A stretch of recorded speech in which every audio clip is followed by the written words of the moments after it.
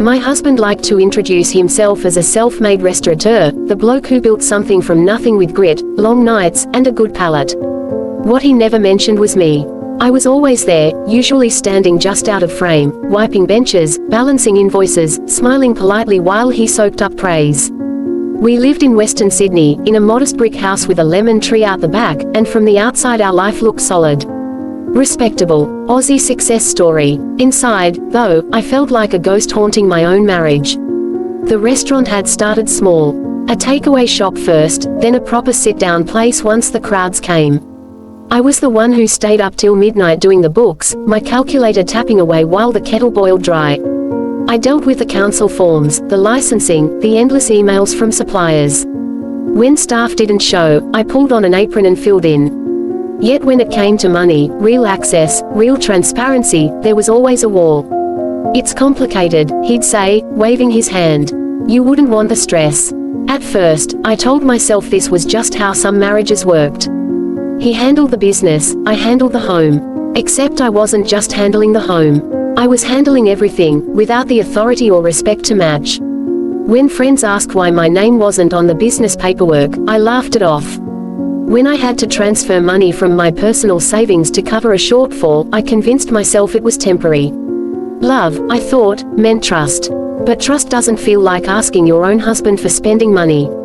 It doesn't feel like standing at the ATM, card declined, while knowing the restaurant was full every Friday night.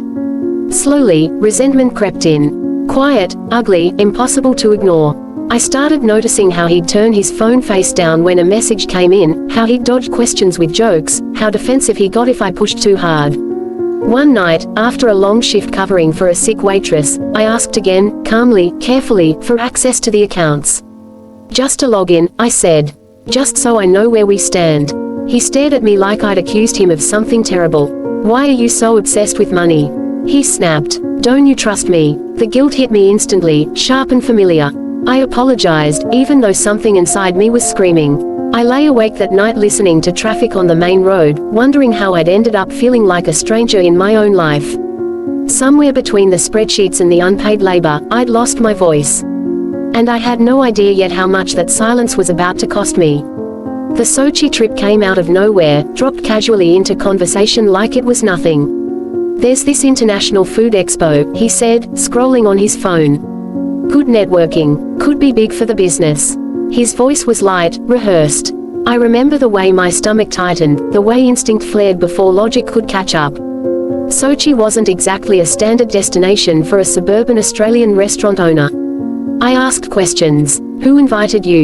Who's paying?" He answered them all, too quickly, too smoothly. When I suggested I come along, he laughed. "It's all meetings, love. You'd be bored." That laugh stuck with me. It always had. The kind that shut things down without seeming cruel. He left early on a Tuesday morning, suitcase packed, kiss on the cheek, promised to FaceTime. I watched his taxi disappear down the street and felt something close to relief. At least, with him gone, the house was quiet. 2 days later, the quiet shattered.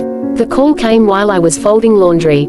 A supplier I knew well, a bloke who'd been delivering produce since the early days. He sounded confused. "Just checking you approved the transfer," he said.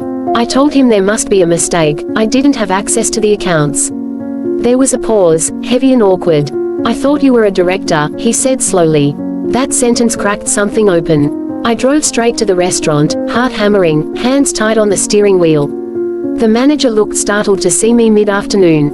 I asked to see the accounts, fully expecting resistance. Instead, after a long look, he nodded. "You should probably see this," he said. What I saw made my knees weak. Not just one set of books, but two. Money moving offshore. Amounts that made my head spin. And my name, my signature, my consent, nowhere to be found. It wasn't sloppy. It was deliberate. Calculated. I stood there in the cool room, surrounded by crates of vegetables I'd ordered, paid for in time and effort if not in name. The cold seeped into my bones, but I barely felt it. This wasn't a misunderstanding. This was a plan. And I wasn't part of it.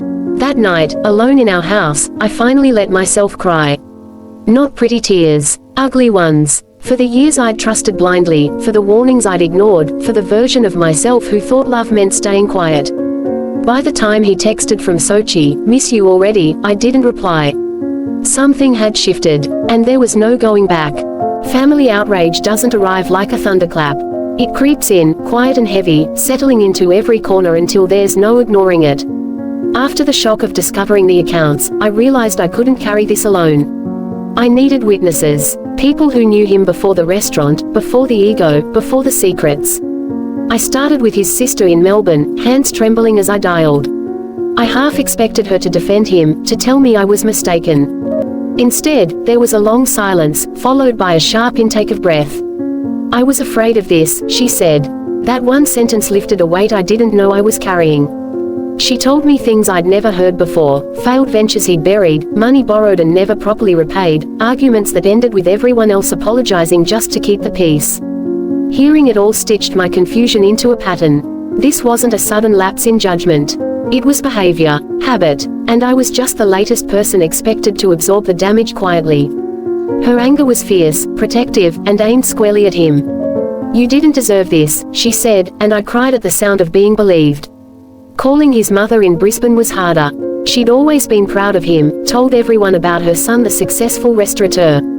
I worried the truth would break something between us. But when I explained, slowly and carefully, she didn't interrupt. She asked questions, practical ones. How much money? Where to? Under whose name? When I finished, she sighed, long and tired. "I taught him better than this," she said. There was grief in her voice, not denial. "You need to protect yourself now." That moment changed everything. I wasn't standing alone against him anymore. With their support, I contacted a lawyer. Sitting in that office felt surreal, like stepping into someone else's life. I laid out documents, screenshots, timelines. The lawyer didn't look shocked. That scared me more than outrage would have. "This is systematic," she said. "He's been planning an exit." Hearing it said so plainly made my chest ache. While I'd been planning holidays and renovations, he'd been planning escape routes. The days that followed were a blur of phone calls and paperwork.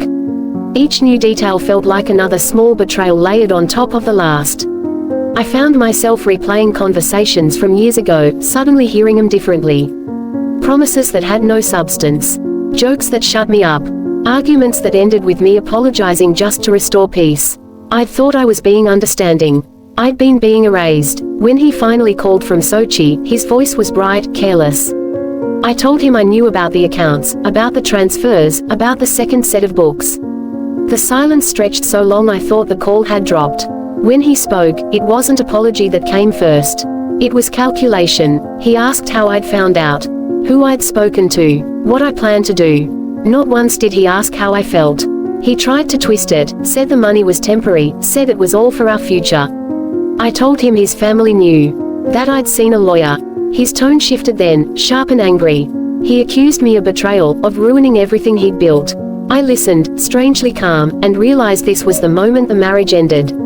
Not with tears, but with clarity. The fallout was messy. Friends chose sides. Some told me to forgive, to keep things private. Others whispered that they'd always wondered. Nights were the hardest, when doubt crept in and asked if I'd done the right thing. But every morning, the facts were still there. The numbers didn't lie, and neither did the pattern. Family outrage isn't loud forever. Eventually, it settles into something steadier, resolve.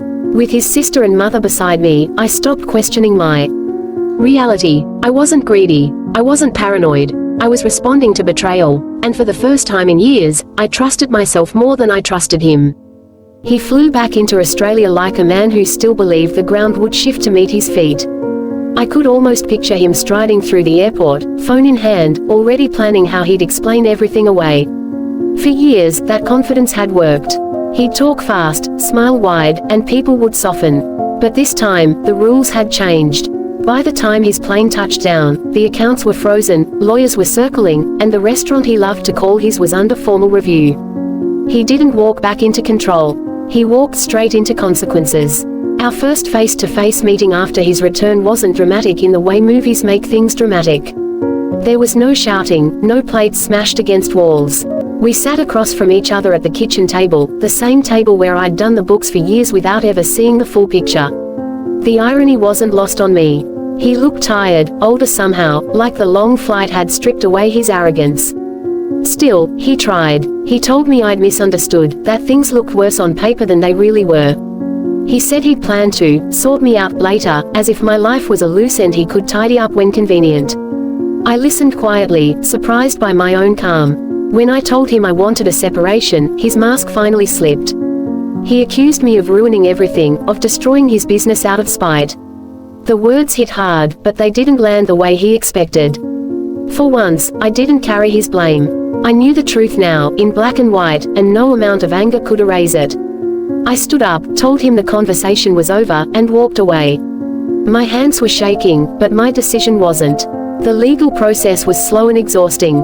There were meetings where I felt invisible, paperwork that seemed designed to wear me down, moments where I questioned whether fighting was worth it. Friends would say, just take what you can and move on, not understanding that this wasn't about money anymore. It was about being seen. About having years of unpaid work and quiet loyalty finally acknowledged. Some nights I lay awake, staring at the ceiling, terrified I'd end up with nothing after giving everything. But every morning, I got up and kept going. The restaurant became less of a business and more of a symbol. Inspectors combed through records. Staff whispered. Regulars noticed changes they couldn't quite name. Eventually, the decision came down. The business would be sold, the proceeds divided under strict conditions. He was furious. I felt empty. I realized I didn't want to save something built on lies. Letting it go felt like closing a door that had been slamming in the wind for years. Starting over in my 40s wasn't something I'd planned. There were moments of shame, moments where I felt foolish for trusting him so completely. But there was also relief. Real, physical relief. I found a small rental near the coast, close enough to hear the ocean at night. I took a job doing accounts for a local cafe, work I was good at, work where my name was on the paperwork and my voice mattered. The first time I logged into a system with my own credentials, I nearly cried. His family stayed in my life. That surprised people. They'd invite me to birthdays, check in on me, remind me that what he did wasn't a reflection of my worth. In a strange way, they became proof that betrayal doesn't have to poison everything it touches. Some bonds survive the truth.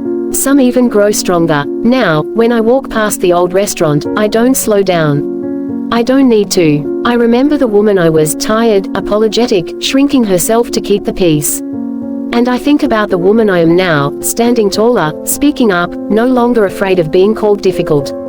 In Australia, we pride ourselves on fairness, on giving people a fair go. I gave my husband more than that. I gave him trust, time, and belief. He chose to gamble it all on secrecy and greed. Losing me was the price he never thought he'd pay.